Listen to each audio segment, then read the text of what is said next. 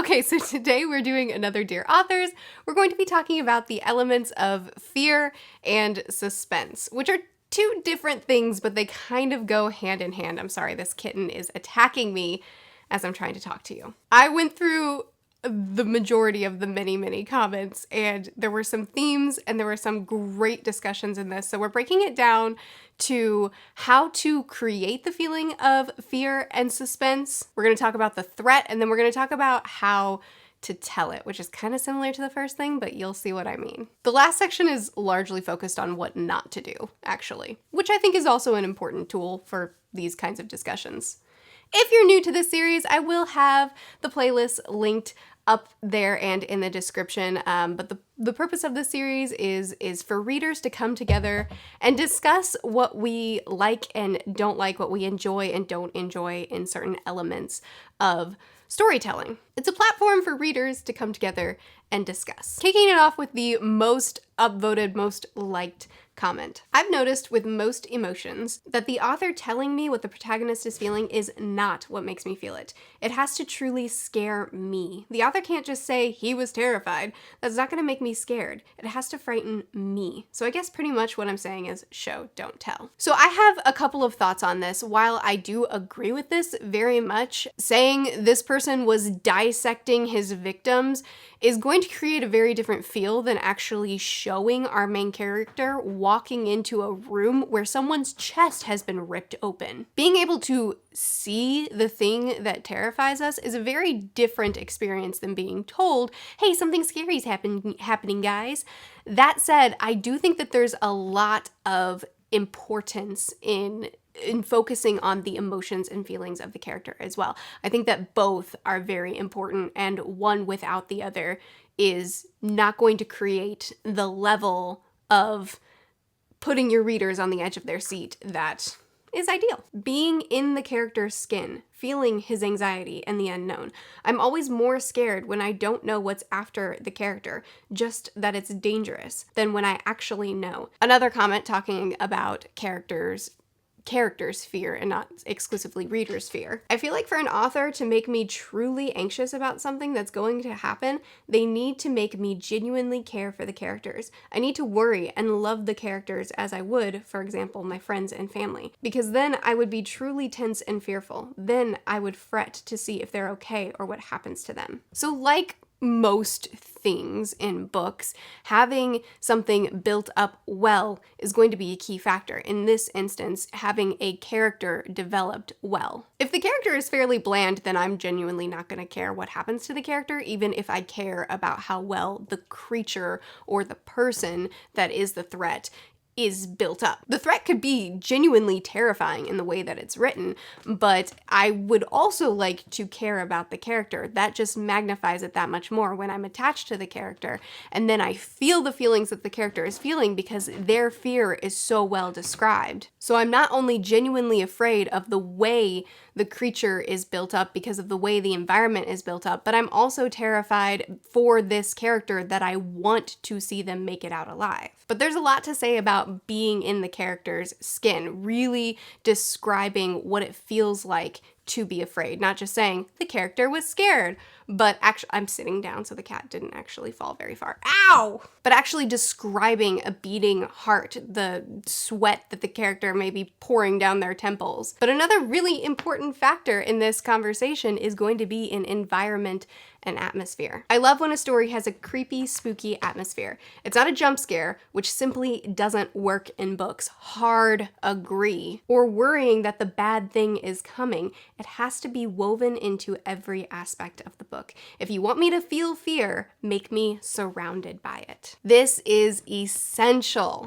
Building up an environment, not only describing the creature, or the person, not only describing the feeling of fear, but really making the entire environment surrounded in this fear. Describing the little details, the creeping floorboard, the wetness on the walls, the darkness of the room that they're in, whatever it is, really using all five senses when creating an environment of fear or suspense makes it so tangible. I think Lovecraft, for all his faults, was the master of building dread. He took ordinary people and slowly, with his setting and word choice, slowly built a growing sense of something was wrong. He also kept the monsters off screen for as long as possible, which just enhanced the whole experience. So Lovecraft's famous quote of fear of the unknown is the greatest type of fear. I love this. I don't think it's essential to every environment of fear or dread. Obviously, showing the threat, describing the creature, or revealing how truly ruthless the person that is the antagonist is, these things are great as well. But in some way, incorporating the fear of not knowing what's coming next is huge. There were tons of comments of people saying, don't tell me more than the character knows if you want me to be on the edge of my seat. Don't give me a villainous POV describing their plans so I know what's coming next. Don't show me that the monster is around the corner. Now, don't get me wrong, knowing more than the reader can also be a great level of suspense if we truly care about that character. We don't want them to go around the corner where the monster is. But an excellent tool of keeping the reader on the edge of their seat is not letting the reader know more than the character, and so we don't know what's around the corner either. A haunted mansion sprawling with rooms, and we don't know what's in each room. Every time we open a new door, it creates a new level of dread because what's on the other side? A murderer who's following you around in the mansion, but we don't know where the murderer is. Things like this are so horrifying, and I love reading them. Now let's move on to threat. We're going to use some examples of different ways in which the threat that's being used can be really, really helpful, and we'll go a little bit deeper into it. Having the character we're following depend on an apparently untrustworthy character, be it out of necessity, not having complete information, or just plain old naivete, the threat of betrayal, if genuine, makes for great suspense. Then they go on to say this is why shapeshifters and doppelgangers are great for building fear and suspense. If you want me to feel scared for the character's life, I need proof that you'll go there, or at least no proof that you won't. In a book full of Deus Ex Machina, I'm never going to tense up when someone's in danger. But if there's a moment where the villain actually pulls the trigger and we lose the character, I'll be on the edge of my seat the rest of the story. This came up a ton. If we have a dozen fake out deaths, or if absolutely every time they face a scary situation, they all make it out alive, I'm eventually going to lose my interest. So now we're talking specifically about a scenario where death is on the line. And I fully agree that the best way to build suspense is to kill off someone important in the beginning. So many comments said, not that random side character that we don't care about, someone important, someone that we're attached to, someone that doesn't feel like they were created just to die a few pages later. When we can see that the author is willing to pull the trigger, we're afraid the next time the gun is aimed at someone valuable. All suspense is lost when conveniences or fake out deaths repeatedly pop up and we realize that there really is never going to be a true threat here. There's also a lot to be said when the things that are at stake aren't exclusively death. I like it when it's used in a way that might change the character drastically. Like instead of suspense just being, oh no, they might die, make it more of, oh no, drastic change might occur and change this character. I think this in large part is why jump scares tend to not work in books as well as psychological thrillers or horror. Having the threat be that this person is slowly going mad, not knowing what's happening. Having the main character be an unreliable narrator, which is somewhat overused, especially in psychological thrillers, but can still be done very, very well if it's done just differently than the common way that is being repeated so much lately. Getting inside the character's head and getting the character's perspective on a scenario and not only laying down facts about what's happening, how the character is perceiving the situation, is a great way of doing the unreliable narrator without it being like, they've been lying to you the whole time. Because then we don't really know where the line is between their perception of what's going on and what's actually going on, as well as just realizing that the threat here isn't necessarily that the world will be doomed or that this character will die. The character death thing is a great threat to use, but it's not the only threat. Having a psychological threat is also something that will be so satisfying for the reader if done well. But the point is, make a threat. Don't let the readers know that there actually is no threat, because the author will never actually go there, whatever there is. Because it's not enough just to create a genuinely scary monster or a genuinely scary environment. Actually caring what happens to the people that we're following is a huge factor in the reader's investment. I like when a character that had a lot of agency and power at their starting point be placed in a scenario where they're near powerless, or put against a force that opposes their current belief system. So the reason I want to read off this one is specifically because something that kept coming up is real life fears. Your monster, or the person that is the threat, them just being scary will work, but I think some of the most prolific horror writers, some of the horror writers that are praised the highest, are the ones that weave real life fears into their monsters or their threats. Stephen King is the obvious example of this. He will take substance abuse or grief or just childhood fears in general, and he will build it into whatever the fear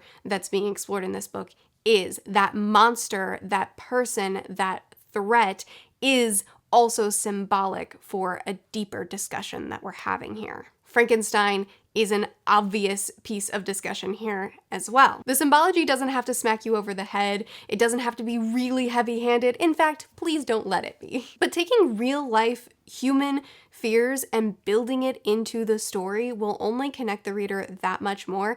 And at least for me, when I come out of a story feeling like we've actually discussed something real along with the feelings of fear I experienced, that's the most satisfying kind of horror or thriller. Or fantasy or sci-fi with some really creepy elements built in. We don't have to exclusively be talking about that. We can just be talking about scary scenes, not exclusively scary books. For me, when I was a kid, I had 2 reoccurring nightmares all throughout my childhood. One was being stuck in a huge house with a ton of doors, and there was someone else in there trying to find me, and I was trying to get out, but I didn't know which door led to the exit and which door might lead to the person that's trying to find me. I think this is a really common dream and a really common thing to be used in a series, and that's because this is a common fear, that fear of the unknown, that fear of what's behind the next door, and how do I even get out? I don't know. The other reoccurring fear that I had, and this ties into the comment that I just read,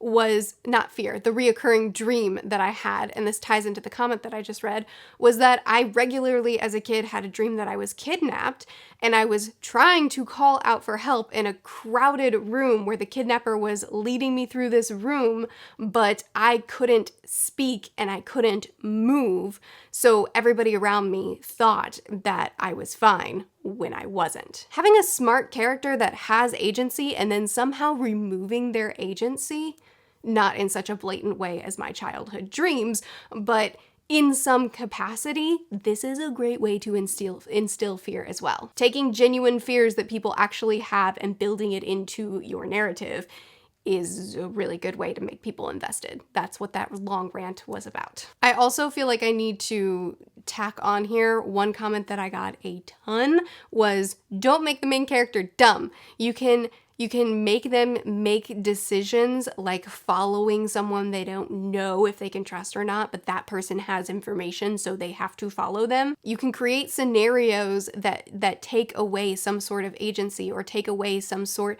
of control from the main character, make the main character have to do things that are unfortunate and that are scary without making the main character an idiot. Having a character that is intelligent and that is wise, but is put in a difficult position is a lot more satisfying to read than having a situation where it's like, how about you leave the haunted mansion? But the main character is like, how about I go to the basement alone? We don't like reading stupid characters. We really, really don't. And the last comment that I'm going to be reading is this.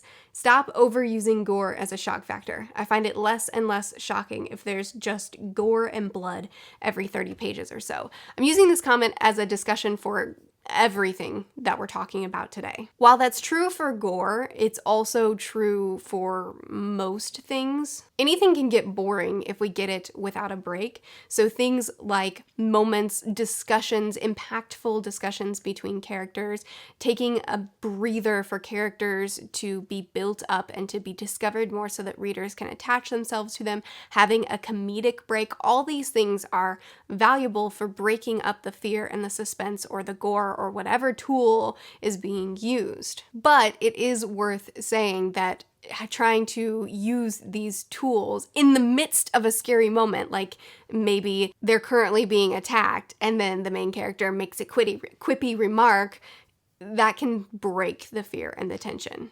That can be used well if we're not trying to build fear. If you're just trying to have a quippy, witty character facing off against a bad guy, use that tool. But if you're trying to make the readers scared and you break that fear with comedy in the midst of the fearful moment, it breaks it. So knowing where to place these things is also valuable. So to summarize, building up an environment, building up a place where you're saturated in the fear, all 5 senses, as well as the fear of the unknown, creating a character that's worth being afraid for, and getting in that character's head so that we're experiencing their fear as well as having something described in a way that gives us our individual fear.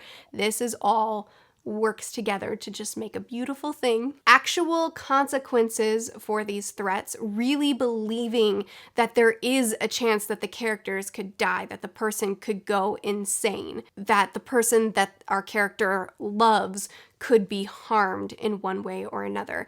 Believing that the threat is real by showing us true consequences early on and not in a throwaway side character sort of way, but actual real consequences. These things are extremely valuable for making us actually be afraid. Don't make the character stupid. Don't overuse blood and gore or just non-stop fearful moments so that the reader never gets a break. And find ways to take away the character's agency or to create fearful situations that are realistic, and you can find like small ways to incorporate these feelings as well. But it's been an interesting one to do because there were so many similar discussions about building up an environment and building up a situation where the fear is, I believe that there could actually be consequences to it. And I tried to find a way to structure it so that we're hitting it in sections, but still highlighting the most frequent discussions that were being had. I hope you enjoyed this. I hope you enjoy the coming together, community coming together and chatting together in this format. Be sure to check out the community post if you haven't already, because there were so many good discussion points there. I post videos every Sunday, Tuesday, Thursday, and Saturday. I'll see you guys again soon. Bye.